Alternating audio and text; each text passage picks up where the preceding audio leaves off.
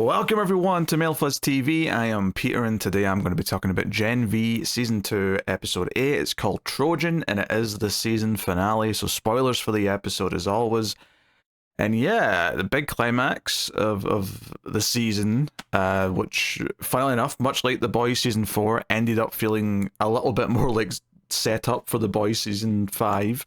But there was actually a lot of things I really like in this episode. Like, I think there's legitimate critiques to be made. There's definitely some stuff that feels a little bit rushed.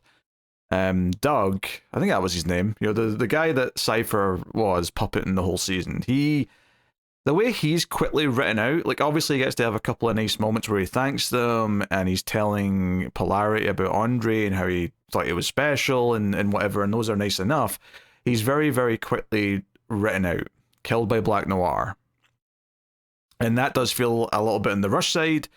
It also feels a little bit weird to me that Sister Sage sees so far ahead, she can predict things, not because she sees the future, but because she's so smart and sees how all the variables are going to work out. And yet, the whole thing with Godolkin suddenly doing things another way comes out of nowhere for her. It feels like she's completely blindsided by that. And then does what she does to sort of flip the table. She basically realizes she has to let Polarity out so that the good guys can win in the end and stop Godolkin from messing up what the ultimate game plan is with Homelander. Because ultimately, she's got an end goal that she thought they were going to do together, but now Godolkin's getting all, cocky, wanting to do things himself, wanting to control everything, including Homelander himself. So by the end, of course, she makes sure that that isn't going to be ruined, and that means giving up the person that she cares about, right? So that's the thing.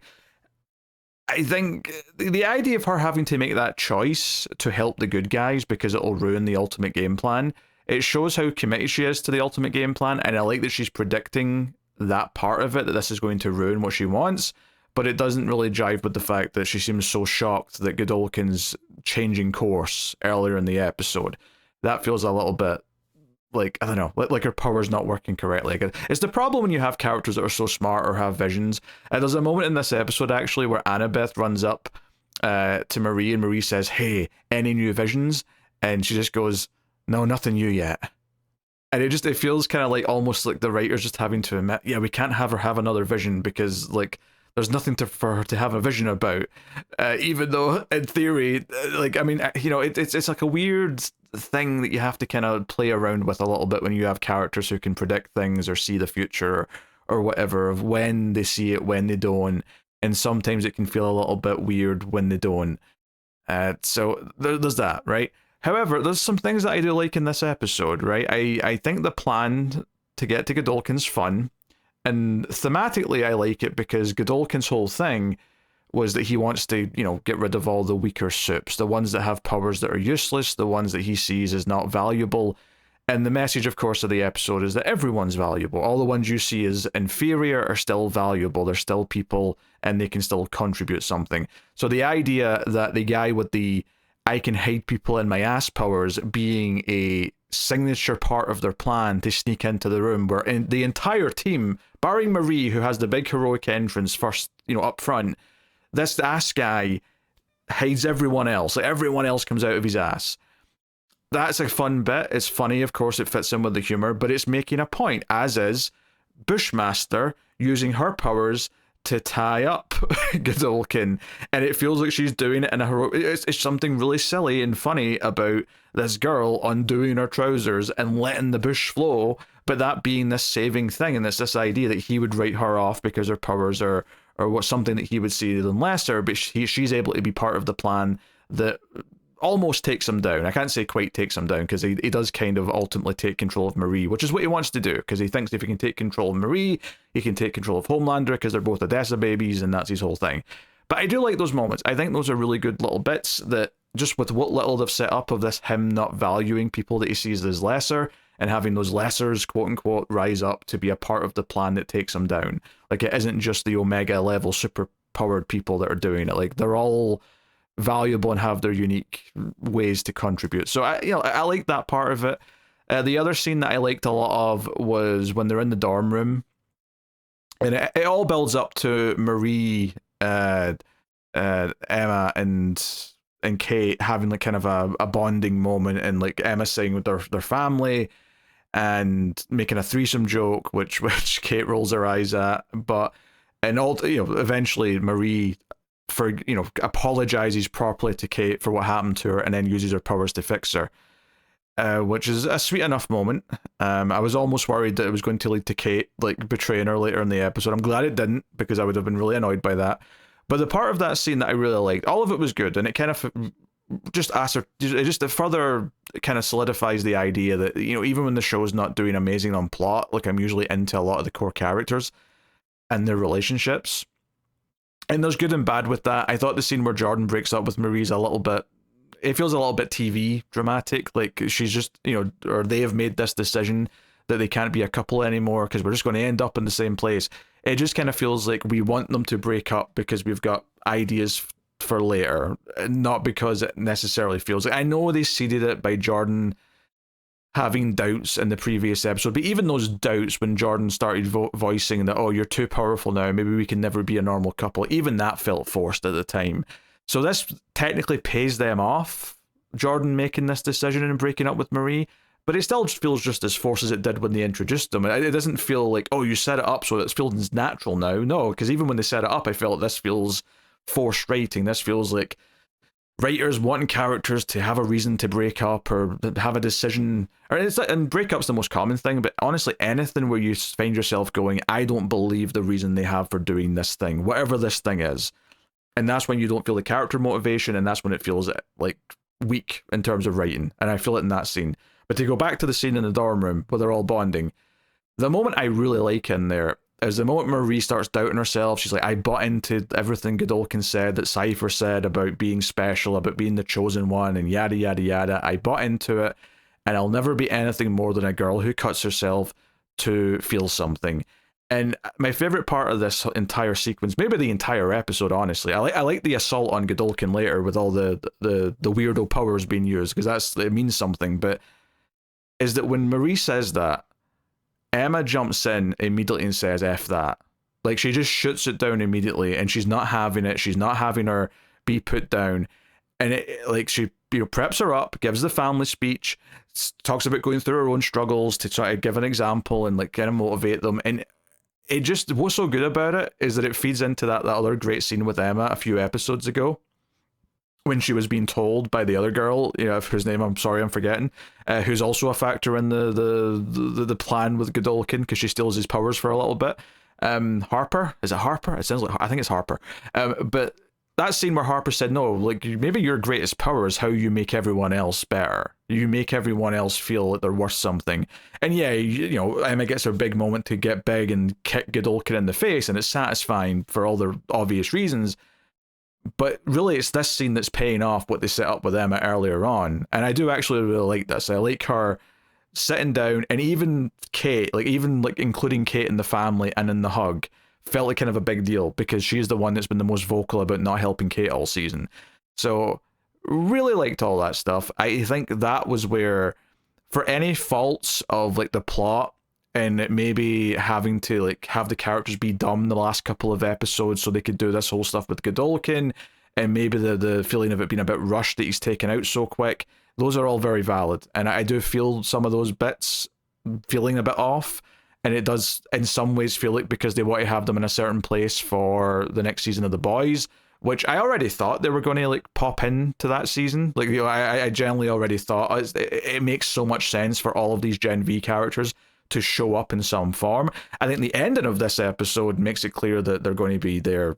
Definitely, there's not even like a question anymore. And frankly, they might have a reasonable amount of screen time. Not that they'll be main characters in the show by any stretch. They won't be. All the characters that are the main characters in The Boys will continue to be the main characters, but I feel like they might be around, right, and be a part of ensemble scenes and be useful in certain ways and action scenes. Like, I feel like they might be there for quite a bit of it. Because they don't need to get focused on in season 5 of The Boys, because presumably they will get more of their own show after the fact in some way. I heard people talking about maybe they won't actually do a Gen V season 3. They might instead do like technically a new show after The Boys that is mostly Gen V characters, but is because it's set in a post Boys finale world. it'll be completely different, so they're not going to just call it Gen V Season 3 and whatever. Well, that's true or not, I can see the logic to it. But I think one of the main reasons why people are thinking this might happen is because, well, they can't just go back to the university. That would feel like weird after the finale of The Boys and given everything that's happened here so far. And I'm like, I don't see why they have to be in the university to call it Gen V, really. Like, Gen V could just mean, you know, this new generation of supers. It doesn't have to be at the university, right? Anyway, but you know, it's fun. Starlight showing up at the end and A-Train showing up. I particularly enjoyed, I think it's Kate's reaction, because if I remember correctly, Kate said she had a crush on A-Train or had his poster up on her wall. That sounds familiar, but it does cut to her face doing a little reaction when A-Train shows up and says, let's get moving. It's fun to see that because obviously A-Train was just getting to that point where he was really starting to be part of the good guys at the end of last season of The Boys, so that's kind of cool to see that in action and to see this resistance forming. And obviously they do the whole bit with Annabeth committing to sticking with the group, because Marie says, I mean, you could probably just go back home now. Like, with Godolkin gone, no one's probably going to look for you.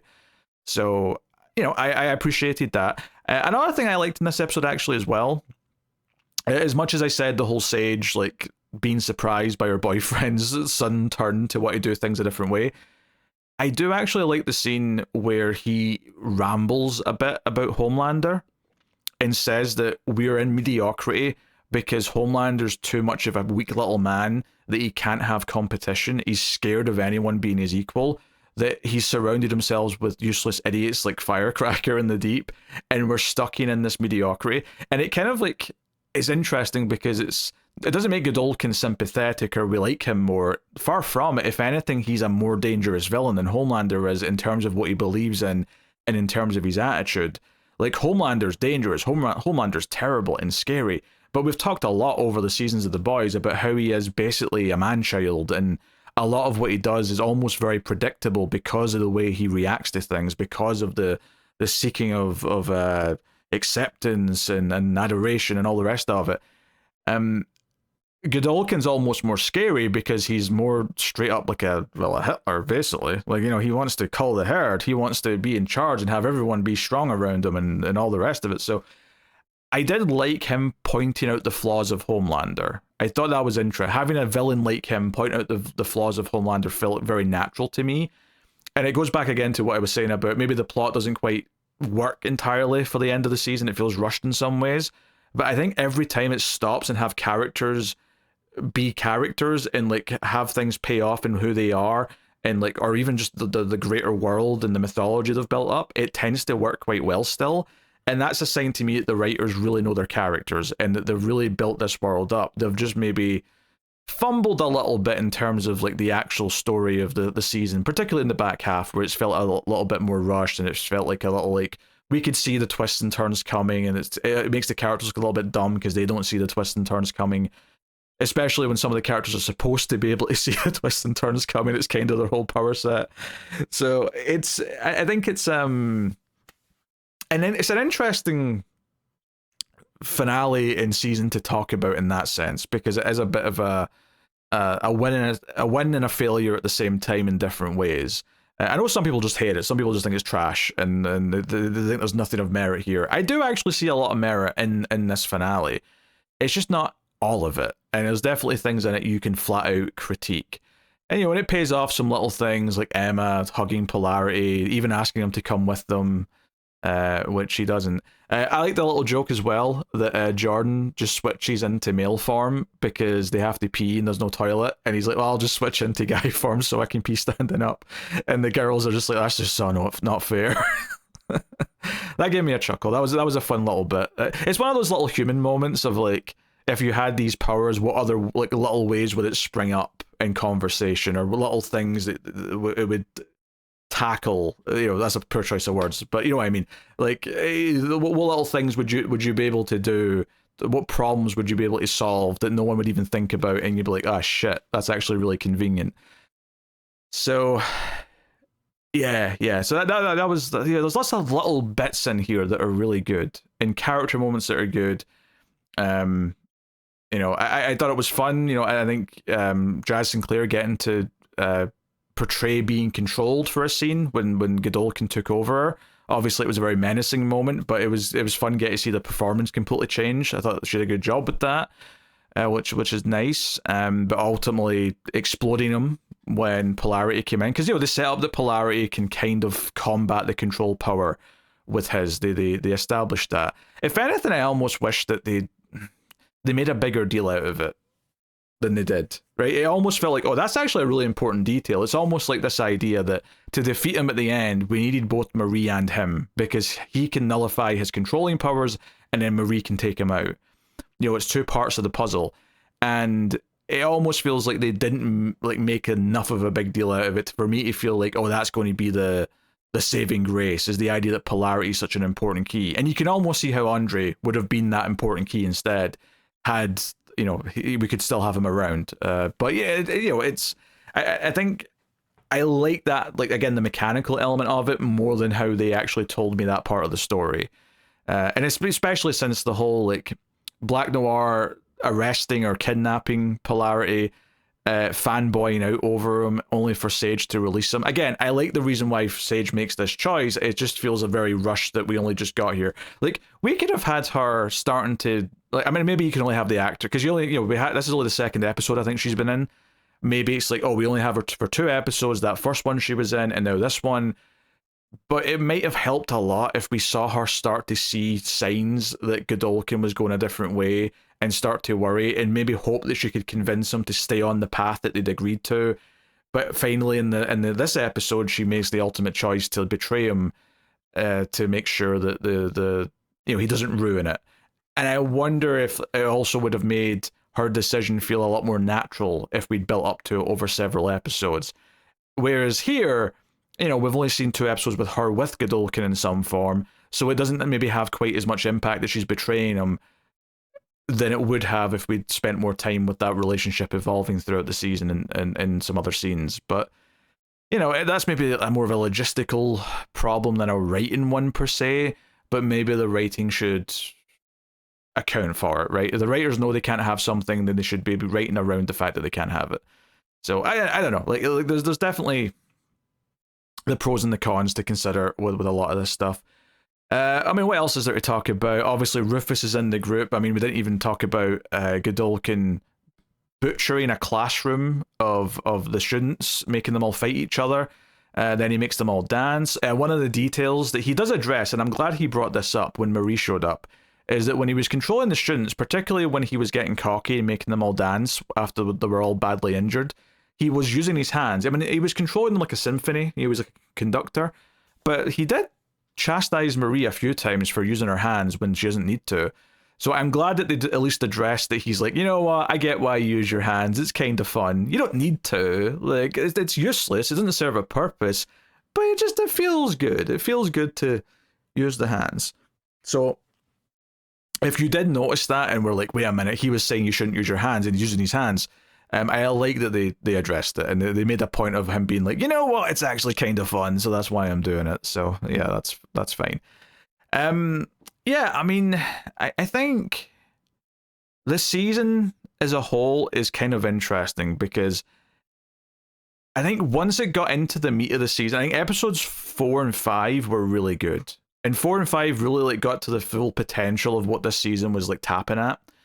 With Godolkin / Cypher being a villain, how dangerous his power is, and how we built a fun heist episode out of it effectively. We built a prison escape episode out of it, which was really good.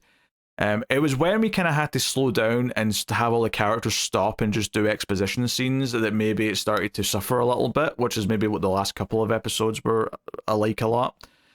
And this episode, I think, does serve some big moments, and those big moments are pretty good for the most part, but they would be more impactful. They would work even better if there hadn't been some fumbles along the way, and if some things didn't feel as rushed, you'd be feeling even greater about it. It's actually almost a testament to how good the writers are with the characters, that there's some moments that I still think really work, really make me feel something. That moment with Emma saying, no, F that, you're not just a girl who cuts yourself, is legitimately quite a powerful little line of dialogue, and her stepping in and sticking up for a friend. Not only does it pay off this idea that Emma props up everyone else around her, but it just felt like a really genuine moment of friends sticking up for each other.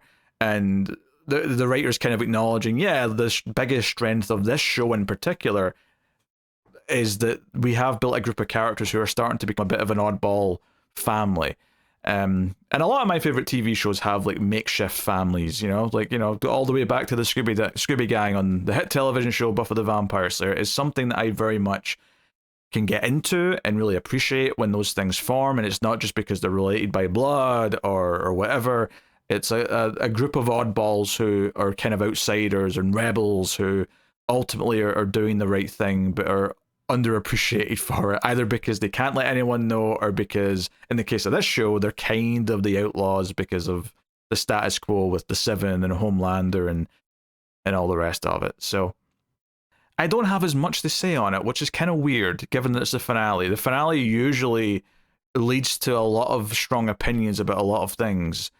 And I think maybe one of the big hurdles of the show, in a lot of ways, for this season, is that you've got this actor doing a good job being the villain, and Cypher was a great villain, and the build up to what he was going to be, not in terms of the characters not figuring it out, because that was the frustrating part, but like the idea of what he was doing, and it was actually the sick man who was Godolkin controlling him the whole time. That was a good idea, but the big caveat of it is that in the final episode, we don't get to see that actor who was doing a great job continue to be the villain and do a great job and get the satisfaction of him being the one that gets blown up by, Marie or whatever else. And maybe there's like a narrative point there of like who you think is the villain isn't always the villain, and to not be tricked and not always believe the most obvious thing just because it's the most convenient thing or whatever. But fundamentally, we as the audience are always going to compare who the new actor is. Like this guy that we've got in the last episode in a bit, playing Godolkin, and I don't think he's bad. He's perfectly solid. He's perfectly fine, and doing a good job even. But we're not as attached to him as we were the previous villain, which is why at the end of the last episode, while I acknowledged that there was a good chance he was going to be dead by the end of this episode, which turned out to be the case, I thought, the reason why they're making this switch so late in the season is because this isn't just going to be the end of him. Like you're building up to him to make him feel like a big deal, but his real story's not coming until either next season of The Boys, the next season of Gen V, or whatever comes after. But that's not what they did. They just killed him off at the end of this episode. So in hindsight, it's actually really tough to say they made the right choice there. Like maybe you do something where, like somehow he's transferred into Cypher's body, like permanently, or Doug's body, or whatever, his name is. Maybe you do that so that we can still have that actor portraying the role in some way. Because it's almost kind of a shame for the actor that the actor doesn't get to do the big scenes at the end. Like he gets to do all the legwork all season long, doing all these scenes as the villain, and then doesn't get to play the actual big payoff scenes. It's kind of a shame in that respect as well.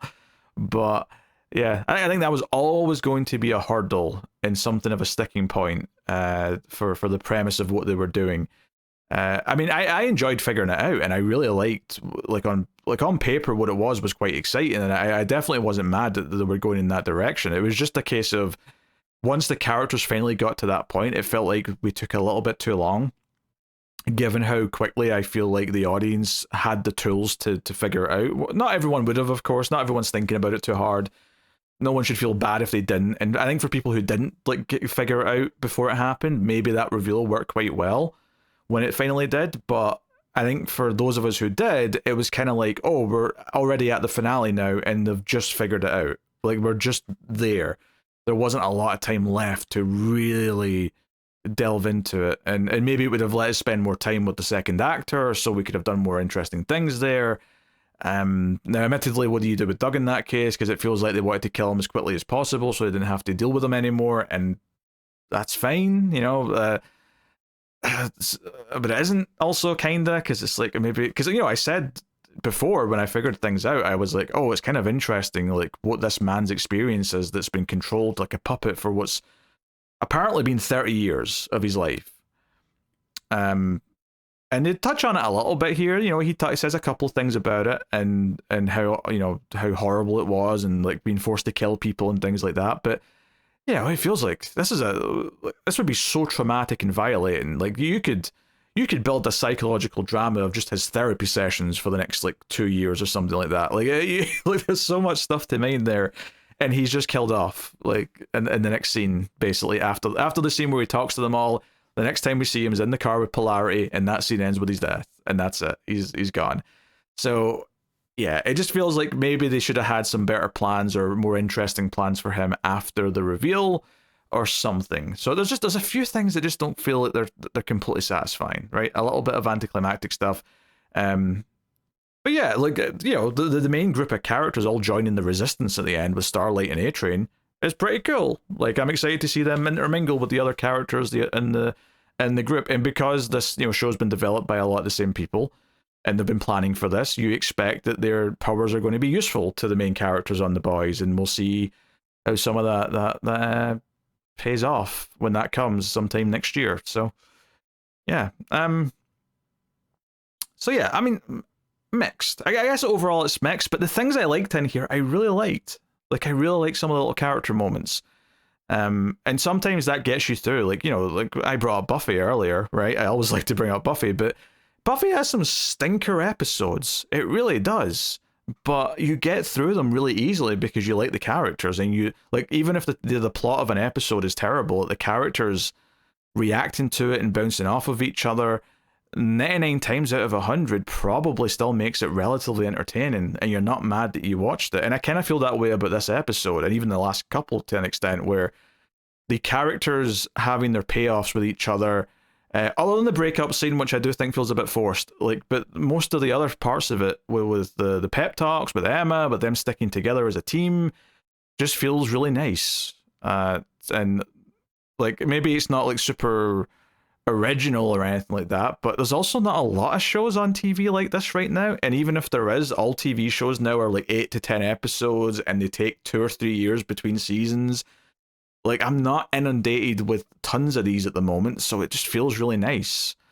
But it's not the most amazing thing ever. There's flaws, there's things to critique, and there's stuff to say about it that's negative, and I think that's completely fair. I guess I hope season 5 of The Boys is good, obviously, especially since it's the final season, and I do like that show a lot, even if season 4 was a bit wonkier overall. But I want that to be satisfying. But I also hope that after that, when these other newer characters stick around, they get to take the reins as the main show of some kind. I hope that there is plans there, and I hope that gets to like really fly free once it's not having to tie to The Boys. Because as much as it's cool to have a shared world, and it's cool that it's a spin-off of something, there is a little bit of a, hey, we're getting a cameo from this character this week, or we're getting a tie-in to this week, and it's always, The Boys is always going to be the main show while it's still around. Once it's gone, it's going to be really interesting to see this literally be the new generation that, mostly, I mean, maybe some characters from The Boys can stick around, because why not, but see them actually take the reins and not be restricted by, we can't interfere or we can't go too far because we have to be in a certain place for that other show, the main show. So it'll be fascinating to see how that happens. And it's one, to go back to Buffy, actually, it's something we only got a little bit of with Angel. Not that, I mean, Angel never had that problem, admittedly. Angel was pretty separate from Buffy once it split off, but there was kind of this interesting idea of Angel running for some time without Buffy once Buffy was over, but it never really happened.